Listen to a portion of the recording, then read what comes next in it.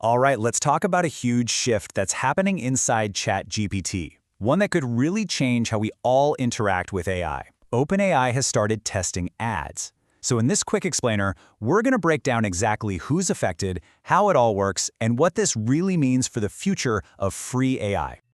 Yup, you're seeing that right. Ads have officially landed in ChatGPT. OpenAI is running a test, and it's a pretty significant change in their strategy. So let's just dive right into the details. So the first big question on everyone's mind, if you use ChatGPT, are you going to start seeing these ads? Well, the answer right now is, it depends. For now, this is a pretty focused test. It's only for logged-in adult users and only in the US. Plus, it's just on the free and the lower-cost Go subscription plans. So if you're a paying subscriber on a Plus, Pro, or Enterprise plan, you can relax. Your experience is staying completely ad-free.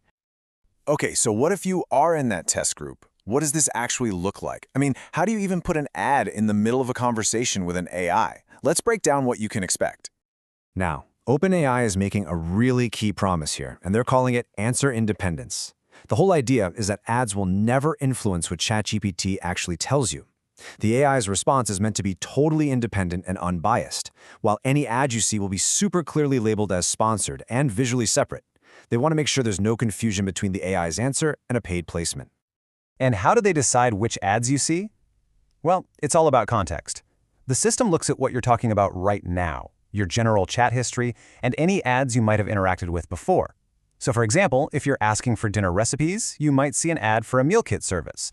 The goal is for the ads to actually be relevant to what you're doing. This brings us to the really crucial question, right? Why? Why introduce ads now into a platform that millions of people use for everything from writing emails to solving really complex problems? The simple answer really comes down to cost. Keeping a tool like ChatGPT running, and not just running, but running fast and reliably, takes a massive amount of power and investment. Ads are being tested as a way to help fund all of that, to make sure the free and low-cost versions of the tool can stick around and stay powerful for everyone. But what if you're just not interested in seeing ads? Well, you do have options. The most straightforward path is to upgrade to a Plus or Pro plan, which guarantees an ad-free experience. But if you're on the free tier, you can also choose to opt out of ads. Just know there's a trade-off. You might get fewer free messages each day if you do. And this, of course, leads to what might be the most important question of all: your privacy.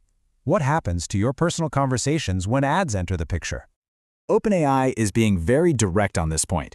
They've stated that your conversations stay private. Advertisers do not get to see your chats, your history, or any of your personal details. The actual stuff you're talking about with the AI is not being shared. So what do advertisers get to see? Only high-level anonymous data. Think of it like a scoreboard.